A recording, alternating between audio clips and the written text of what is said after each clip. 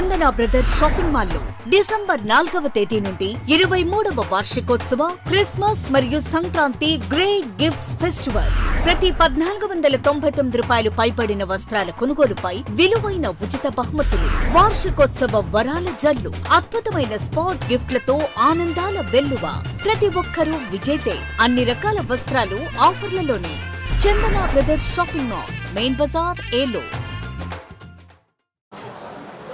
అందరికీ నమస్కారం. ఈ రోజున మన ఆంధ్ర రాష్ట్రానికి మరి మంచి రోజులు వచ్చాయనే చెప్పుకోవచ్చు. ముఖ్యంగా ఈ రోజును చూసుకున్నట్లయితే కనుక నిరుద్యోగ సమస్య ఎంత పెరిగిపోయిందంటే ఈ రోజున ఉద్యోగం లేక నిరుద్యోగులు అలాగే చదువుకునేటువంటి పిల్లలు మత్తు పదార్థాలు అయినటువంటి గంజాయికి అలవాటు పడినటువంటి పరిస్థితి ఏర్పడింది ఈ రోజున. దీని అంతటికీ మూల కారణం ఏదైతే గత 5 సంవత్సరాల నుంచి రాక్షస పాలనని అనుభవించున్నామో మనందరం కూడా ఈ యొక్క జగన్మోహన్ రెడ్డి పాలనలో రాష్ట్రం అంతా కూడా అధోగతి పాలైంది. దానిలో భాగంగానే ఈ రోజున మరి భావి భారత పౌరులైనటువంటి విద్యార్థులు ఈ రోజున చదువుకు దూరం అయిపోయి విష సంస్కృతికి అలవాటు పడి మరి మత్తు పదార్థాలు లాంటి గంజాయి లాంటి వాటికి వాళ్ళు బానిసలు అవటం జరిగింది. అది చాలా బాధాకరమైనటువంటి విషయం. మరి ఇవన్నిటిని కూడా గమనించినటువంటి ప్రజలు ఇది కాదు మన రాష్ట్రం, ఇది మన రాష్ట్ర భవిష్యత్తు కాదు అని ఆలోచించి మరి మనకు ప్రజాస్వామ్యబద్ధంగా ఇచ్చినటువంటి ఓటు హక్కు ద్వారా ఈ రోజున మళ్ళీ తిరిగి ప్రభుత్వాన్ని మరి ఆనాటి ప్రభుత్వాన్ని కూలదోసి మరి తెలుగుదేశం ప్రభుత్వాన్ని గెలిపించుకోవడం జరిగింది. మరి ఏదైతే రాష్ట్ర ప్రజల భవిష్యత్తు కోసం మరి చంద్రబాబు నాయుడు గారు హామీ ఇచ్చారో ఆ హామీలన్నీ నెరవేర్చే దిశగా ఈ రోజున ఆయన ముందు అడుగులు వేయటం జరిగింది. దానిలో భాగంగానే ఆ రోజు నుంచి ఈ రోజు వరకు ఒకే మాట మీద మరి మెగా డిఎస్సి అనేటువంటి దాని మీద తొలి సంతకం పెడతానన్నారు. అదే కార్యక్రమాన్ని ఈ రోజున 16,000 పైచిలకు మరి డిఎస్సి ఉద్యోగాన్ని భర్తీ చేయడానికి ఆయన మొట్టమొదటి సంతకాన్ని చారిత్రాత్మకంగా చేయటం అనేటువంటిది శుభసూచకంగా చెప్పుకోవచ్చు. ఎందుకంటే మరి ఏ రాష్ట్రానికైనా సరే మరి ఆ రాష్ట్ర యొక్క పౌరులు అంటే విద్యార్థుల యొక్క భవిష్యత్తు చాలా ముఖ్యమైనటువంటిది. అట్లాంటి భవిష్యత్తుని నిర్దేశించేటువంటి ఉపాధ్యాయుల కొరత ఈ రోజున ప్రభుత్వ పాఠశాలలో ఉంది.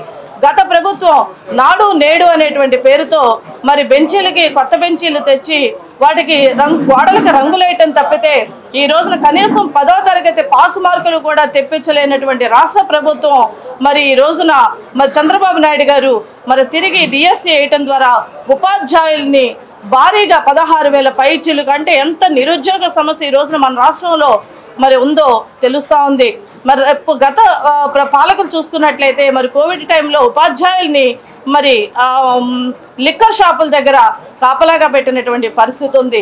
అది ఆనాటి పరిస్థితి. కానీ నేడు మరి ఉపాధ్యాయులకి పెద్దపీట వేసి, ఎందుకంటే రాష్ట్ర భవిష్యత్తును కానీ విద్యార్థుల యొక్క భవితను కానీ తీర్చిదిద్దితేనే రాష్ట్రం బాగుపడుతుందని నమ్మినటువంటి వ్యక్తిగా ఈ రోజున మరి నిరుద్యోగ సమస్య పోవడానికి భావి భారత పౌరుని తయారు చేసేది ఉపాధ్యాయులుగా భావించి ఆయన మొట్టమొదటి తొలి సంతకాన్ని డిఎస్సి 16,000 పైచీలకు ఈ రోజులు ఇస్తున్నారంటే రాష్ట్రానికి మంచి భవిష్యత్తు వచ్చిందని మనం శుభసూచకంగా కూడా తెలియచేస్తున్నాను.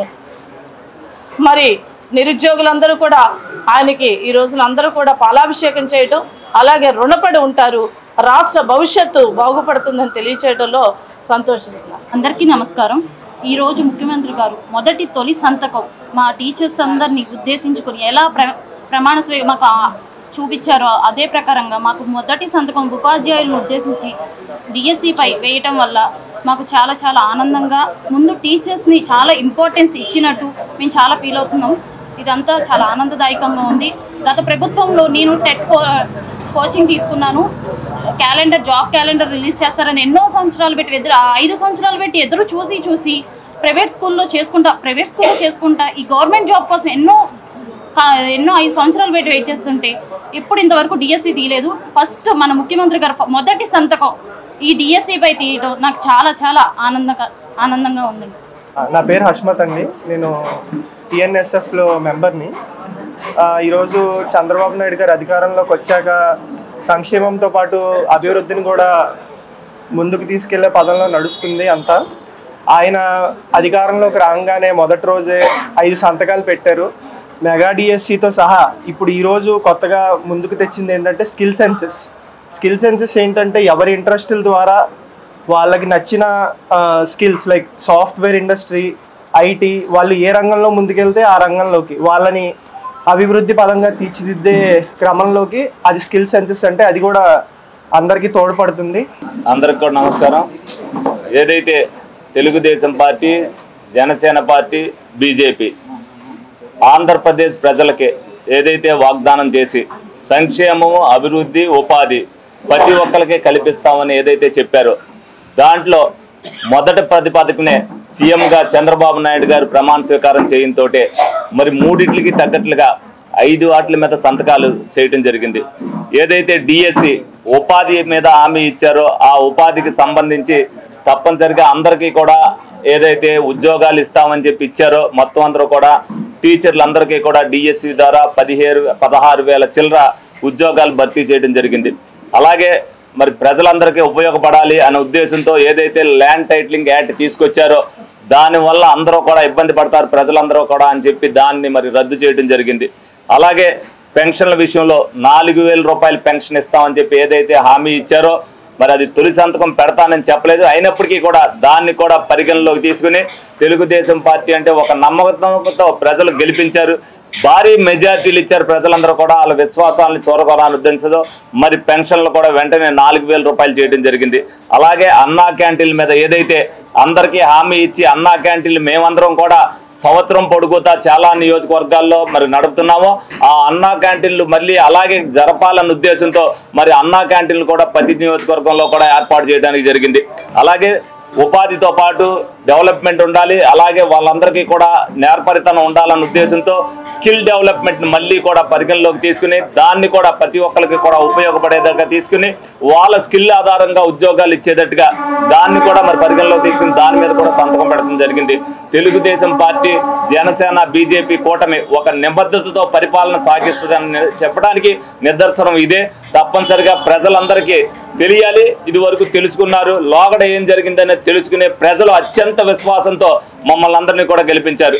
ఏదైతే చంద్రబాబు నాయుడు గారి నాయకత్వం పట్ల అచంచలమైన విశ్వాసం ప్రజల్లో ఉందో ఆ విశ్వాసాన్ని ఆయన చూరగొనాలి. తప్పనిసరిగా నేను ఆంధ్రప్రదేశ్ని ముందుకు తీసుకెళ్లాలి అనే ఉద్దేశంతో మరి మినిస్ట్రీలు కూడా ఎవరైతే అనుభవజ్ఞులు ఉన్నారో పోలవరం ప్రాజెక్టు మీద కానీ అలాగే అమరావతి మీద కానీ అనుభవజ్ఞులకి ఇచ్చి తప్పనిసరిగా రేపు రాష్ట్ర అభివృద్ధిలో వాళ్ళ తోడ్పాటుతో పాటు ఉద్యోగ అవకాశాలు ఉండేటట్టుగా మరి నారా లోకేష్ గారికి మరి ఐటీ ఇచ్చి ఐటీ రంగాన్ని దాన్ని ముందుకు ప్రోత్సహించి తప్పనిసరిగా ప్రతి ఒక్కరికి కూడా ఉపాధి ఉండేటట్టుగా ఇది మొదటిదే. రేపు రాబోయే రోజుల్లో ఎంతకింత ఉపాధి అవకాశాలు యువతకి కల్పిస్తాయి. యువత పార్టీ గెలవడంలో ముఖ్య పాత్ర పోషించింది. దానికనే ముందు యువతకి ఉపాధి కల్పించాలనే ఉద్దేశంతోనే డిఎస్సి కానీ స్కిల్ కానీ పెడతాం జరిగింది. ప్రతి ఒక్కరు కూడా తెలుసుకోవాలి. తెలుగుదేశం పార్టీ సంక్షేమం, అభివృద్ధి ముందు తప్పనిసరిగా చేసి ఉంటుందని చెప్పి ఒక నమ్మకం కలిగించడానికి ఈ విధంగా చేశారని సందర్భంగా మీ అందరికీ కూడా తెలియజేస్తూ వాళ్ళందరికీ కూడా ప్రజలందరికీ ధన్యవాదాలు చెప్తున్నా. వాళ్ళకి కృతజ్ఞతా భావంతోనే ఈ అన్ని కూడా ఈ స్కీముల మీద తొలి సంతకం చేసినందుకు చంద్రబాబు నాయుడు గారికి మేమందరం కూడా హ్యాట్స్ ఆఫ్ చెప్తున్నాం.